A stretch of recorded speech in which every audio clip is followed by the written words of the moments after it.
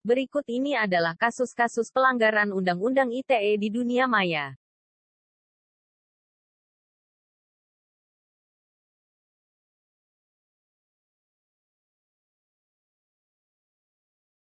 Nur Farah menulis postingan berupa cacian kepada orang yang berinisial UJ dengan alasan marah karena cemburu.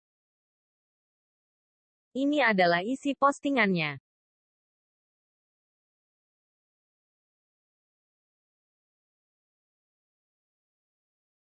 Karena postingannya tersebut Nur Farah menjalani proses pemeriksaan di Mapolresta Bogor dan dianggap melanggar pasal 310 dan 311 KUHP serta pasal 27 ayat 3 Undang-Undang ITE. Bunyi pasal 311 barang siapa sengaja menyerang kehormatan atau nama baik seseorang dengan menuduhkan sesuatu hal yang maksudnya terang supaya hal itu diketahui umum diancam karena pencemaran dengan pidana penjara paling lama 9 bulan atau pidana denda paling banyak Rp4.500 2 jika hal itu dilakukan dengan tulisan atau gambaran yang disiarkan dipertunjukkan atau ditempelkan di muka umum maka diancam karena pencemaran tertulis dengan pidana penjara paling lama 1 tahun 4 bulan atau pidana denda paling banyak Rp4.500.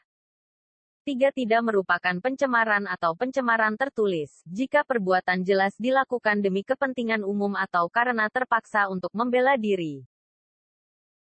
Bunyi pasal 311 bila yang melakukan kejahatan pencemaran atau pencemaran tertulis dibolehkan untuk membuktikan kebenaran tuduhannya itu namun ia tidak dapat membuktikannya, dan tuduhan dilakukan bertentangan dengan apa yang diketahuinya, maka dia diancam karena melakukan fitnah dengan pidana penjara paling lama 4 tahun. Undang-Undang ITE Pasal 27 Ayat 3 Setiap orang dengan sengaja dan tanpa hak mendistribusikan dan atau mentransmisikan dan atau membuat dapat diaksesnya informasi elektronik dan atau dokumen elektronik yang memiliki muatan penghinaan dan atau pencemaran nama baik.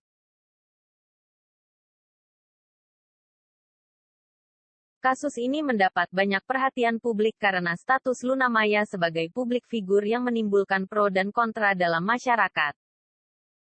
Ini adalah isi dari postingannya. Kasus ini terjerat UU ITE Pasal 27 Ayat 3. Bunyi Pasal 27 Ayat 3 Setiap orang dengan sengaja dan tanpa hak mendistribusikan dan atau mentransmisikan dan atau membuat dapat diaksesnya informasi elektronik dan atau dokumen elektronik yang memiliki muatan penghinaan dan atau pencemaran nama baik.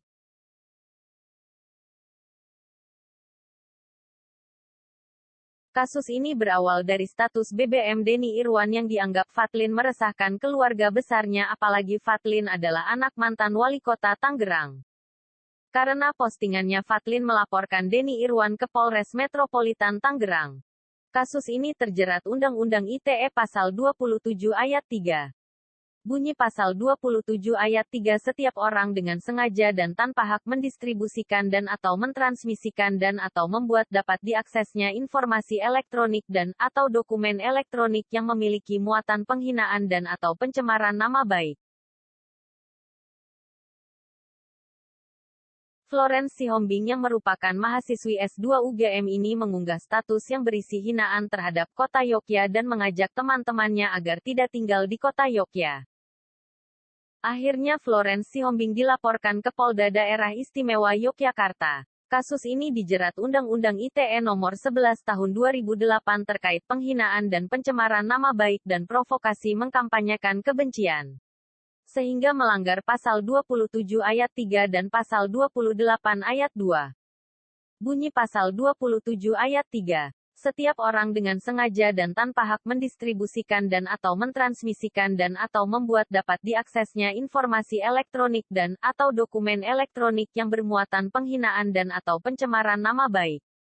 Bunyi Pasal 28 Ayat 2. Setiap orang dilarang dengan sengaja dan tanpa hak menyebarkan informasi yang ditujukan untuk menimbulkan rasa kebencian atau permusuhan individu dan atau kelompok masyarakat tertentu berdasarkan atas suku, agama, ras, dan antar golongan, sara.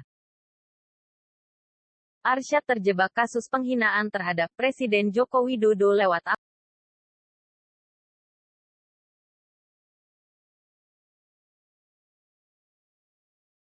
Kasus ini terjerat Undang-Undang Nomor 11 Pasal 27 Ayat 3 Tahun 2008 tentang ITE. Arsyad ditahan di Markas Besar Kepolisian Republik Indonesia.